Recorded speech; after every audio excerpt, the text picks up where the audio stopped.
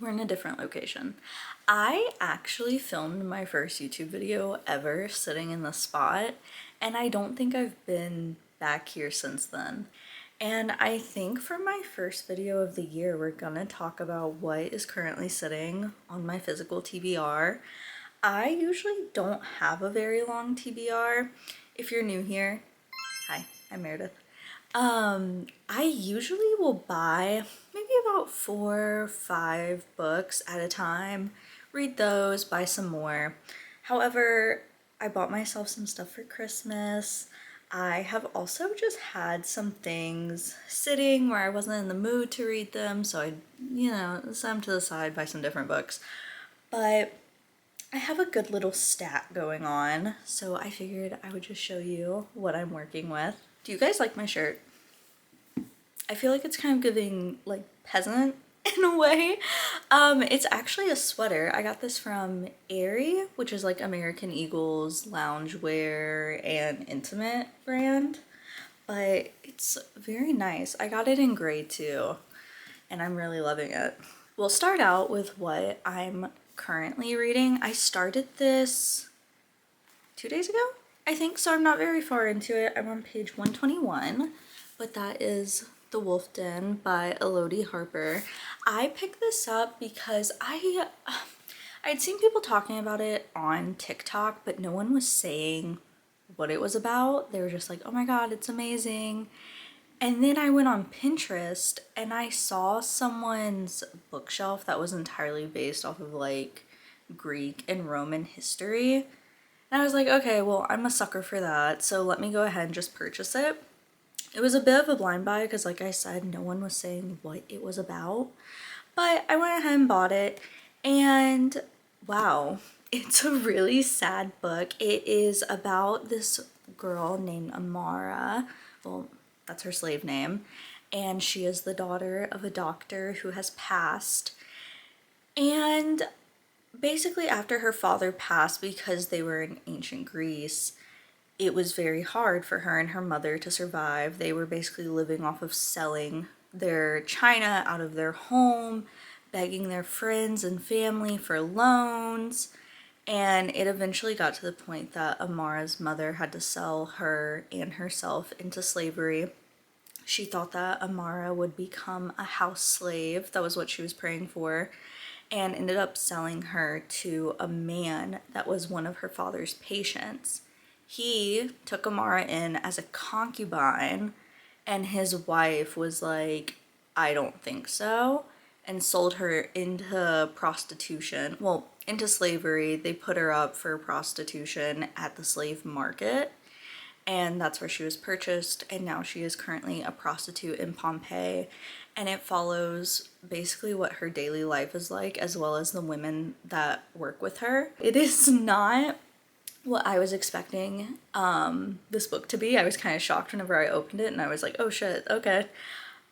It's very gritty, it's very realistic, and it's rough, but it is so good. Like I said, I'm only on page, what did I say, 121?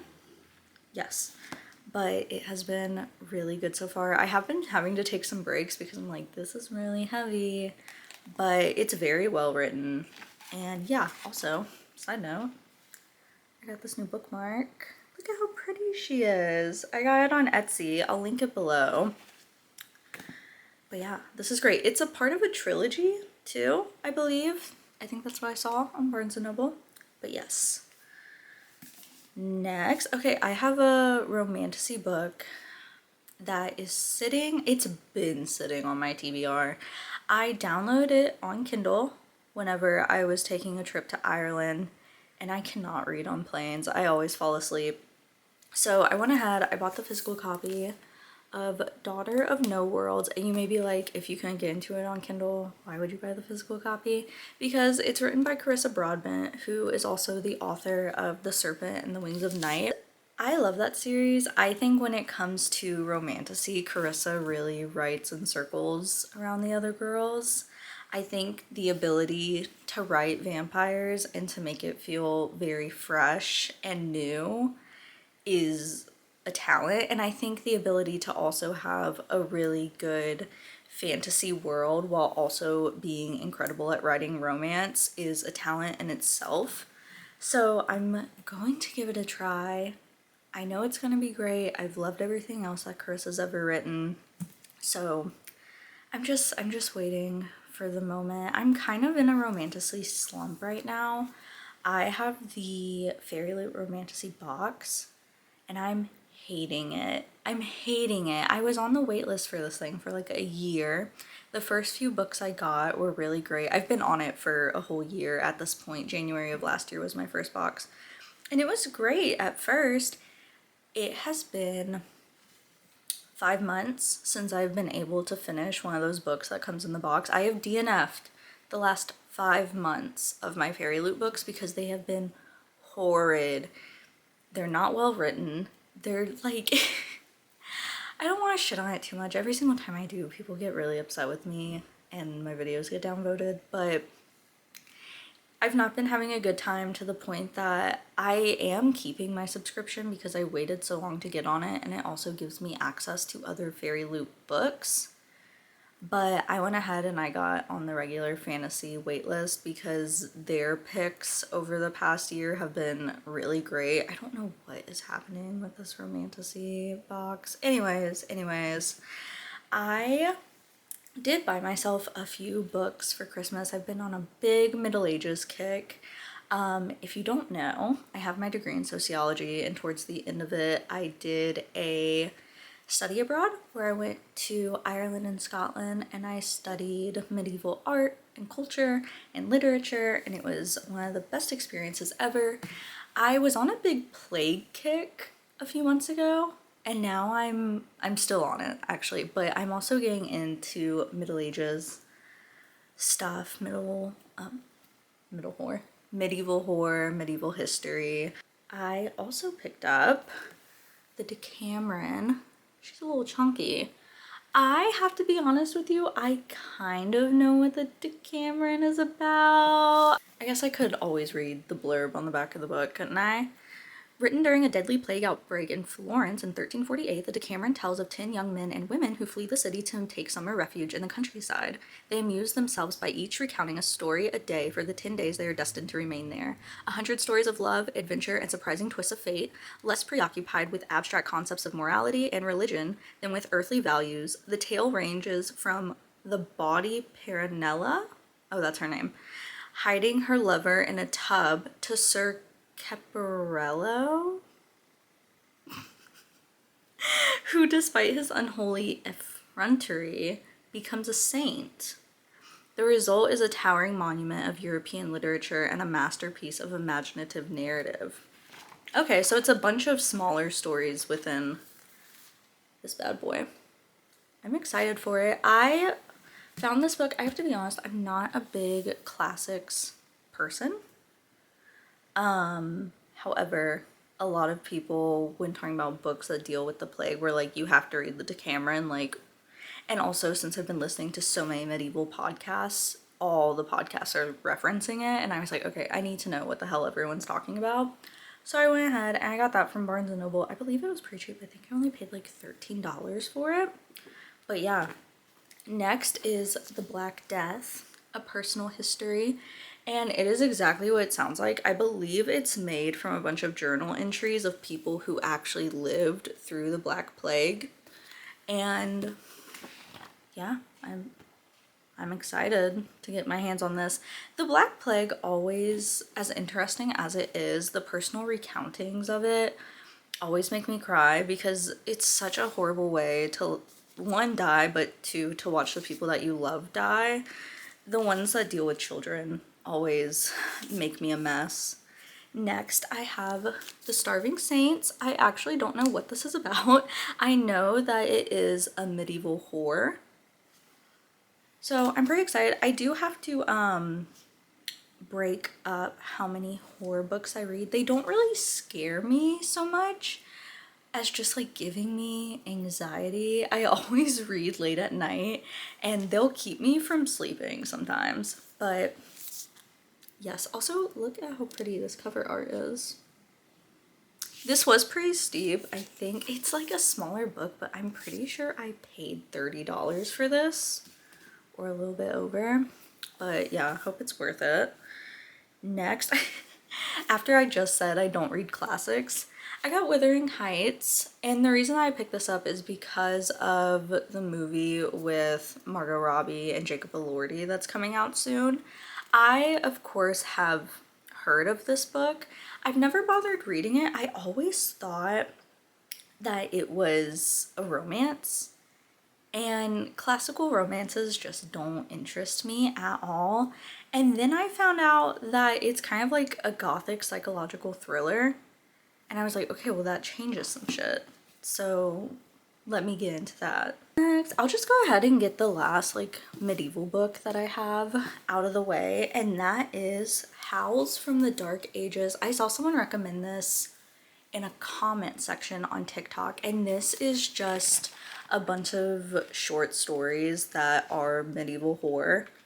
I'm not sure how many there are, but they genuinely do look like truly short stories. You know, whenever you were little, the scary stories to tell in the dark, how those were only like 10-15 pages, that's what this is looking like too. So some medieval ghost stories.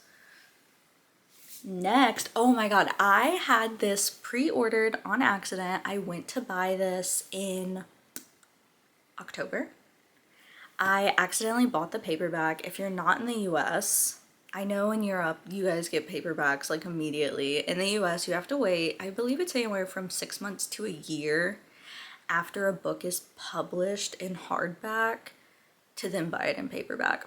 So I accidentally pre-ordered the paperback of this. This is My Throat an Open Grave. I saw this in an Instagram reel.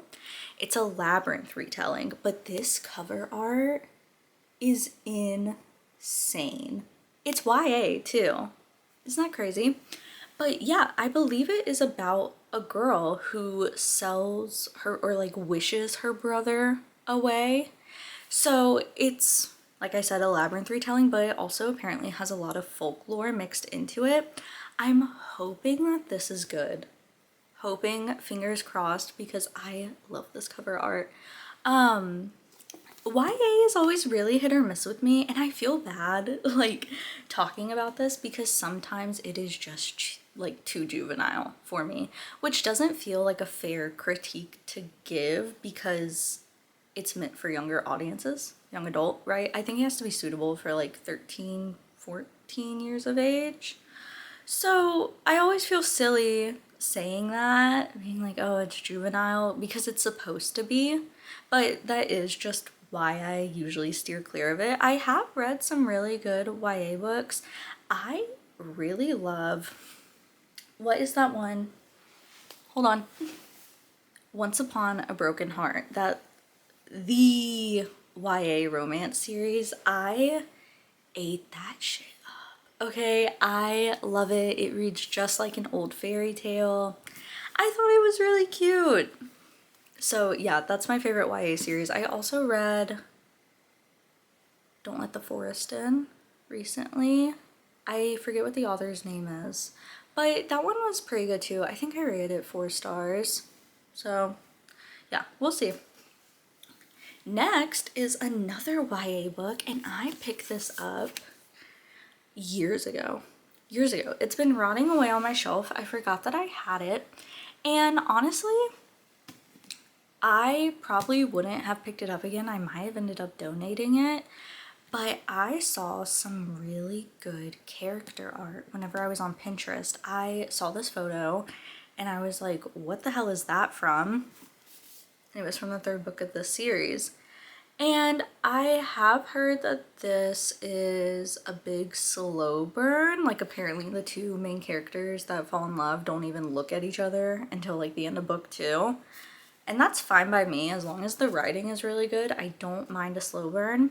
But the way people talk about this series, I started looking it up after I saw that fan art and I was like, all right, let's see if it's worth my time. The way that people talk about it, apparently it's phenomenal. So we're gonna give her a whirl. And the last book that is sitting on my physical TBR, if you have watched my last 2 videos, you've seen me talk about this. This is My Darling Dreadful Thing by Joanna Van Veen. She is the author. Sorry, I have hair stuck. She is the author that wrote Blood on Her Tongue. I put Blood on Her Tongue as one of my top reads of 2025. It was absolutely incredible. It's weird. It's weird. If you're into scary stories, well, I don't even want to say that it was necessarily scary as much as it was just like bananas. Like it was so wacky. If that is not your thing, you probably will not be into it. I did see some people critiquing it where they were like, this story is just too weird for me. I ate it up. I prefer like weird and erotic horror over just like you're gonna be fucking scared. So I love Joanna. This is her only other book, I believe. I went ahead, I picked it up. I've been traveling, so I haven't gotten around to reading it, but I am excited for it. I hope I like it as much as I liked her other book. But yeah, that's all it's saying on my physical TBR right now. I do have quite a lengthy cart on Barnes& Noble. Speaking of, today, The Knave and the Moon, the sequel to The Night and the Moth, got announced, and I did get my hands on a signed copy of that. If you don't know, Barnes& Noble will occasionally sell signed copies for no upcharge at all. So like the regular hard copy exclusive is 30 bucks and the signed version was also 30 bucks. So I went ahead and I grabbed that and I'm very excited for it. But yeah, that is all she wrote. I hope you guys had amazing holidays. Whatever it is that you may celebrate. And I hope that you've had a great start to the new year. Also, I will be back soon. Probably in like a few weeks. So yeah, thank you so much for watching. It means so much to me. And I will see you next time. Bye.